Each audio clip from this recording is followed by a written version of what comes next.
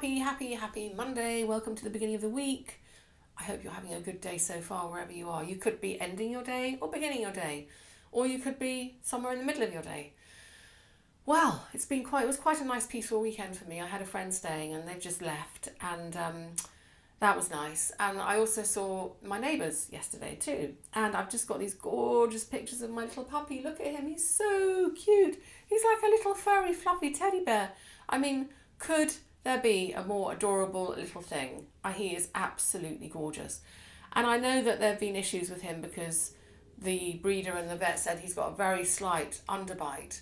But I mean, I can't really notice it at all. And they were going to check him again on Thursday this week, just to give him a clean bill of health, hopefully. Because I think sometimes with the underbite come other sort of things that happen with puppies.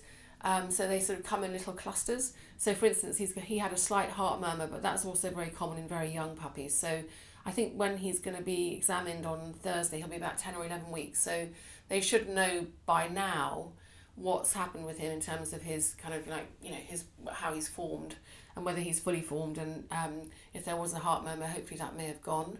And just to check him to make sure there isn't anything else that's sort of underlying as well, and see how his little underbite's going.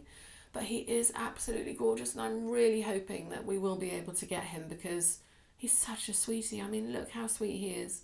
And I just, when you just fall in love with something and a little cute little character, I mean, I don't know, I just can see him here, and it's just probably a really bad thing to do to visualise him here, but I am kind of visualising him here, and so are the children. So fingers crossed, fingers and toes crossed. Please put out your good vibes out there for me, and for him to be okay and to be well, because otherwise we're going to have to rethink, I think, if he's got really big problems that may have arisen since he's last been examined. I don't know. I don't really know how it works, but I'm hoping that he's going to be given a clean bill of health and kind of, we'll get him in our arms soon. Or, well, what will be will be. We have to be quite pragmatic, I'm afraid, I think.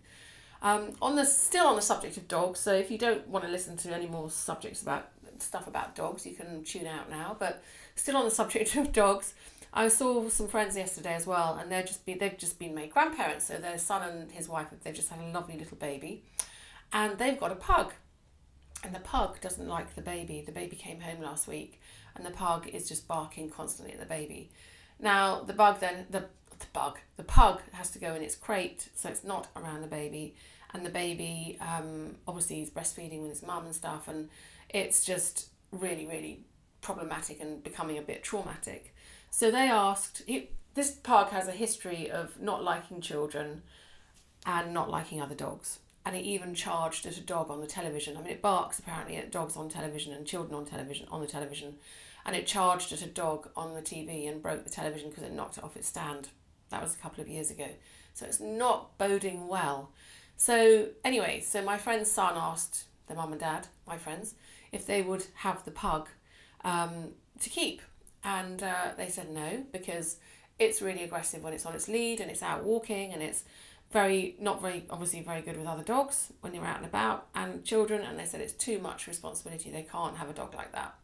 So I think they're going to have to ask her parents or other friends, relatives or whatever, if they will take the dog, because I'm not sure whether it's a particularly tenable situation. And I suppose you have to put your sensible hat on, and the baby comes first. So I think they might have to find a really good home for the dog, sadly. But there we go. Not good, is it? Anyway, I hope that whatever dog I get, I hope it's going to be my little fluffball teddy bear Clemmy.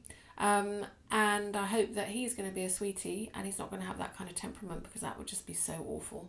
Very difficult to train and sort that kind of anxiety out, really. That kind of, I don't know what it is, if it's Napoleon complex or if it's just part of the nature of the breed. I don't know what pugs are like. I don't really know their characters, but yeah, anyway, small dog complex. I mean, my dog's going to be small, so not as small as a pug, but small dog complex maybe. Who knows? Anyway, I hope you have a lovely day. It's pouring with rain here. It's very grey and miserable, but I don't mind. I'm going to probably pop back to the clinic to probably get some antibiotics for my leg, because it's got a bit red and it's been quite troublesome in the last couple of nights' sleep that I haven't really had. So I'm going to try and sort that out. I'm still feeling very cheerful though, so I don't know where that comes from.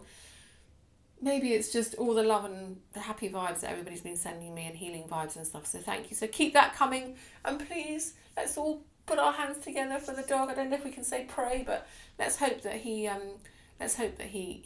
gets the clean bill of health, and we get to see him and hold him and cuddle him soon, and get him in our arms in our home, and make him part and welcome him into our lovely family. So anyway, I hope you have a lovely, lovely day, and I will speak to you soon. Lots of love. Bye bye.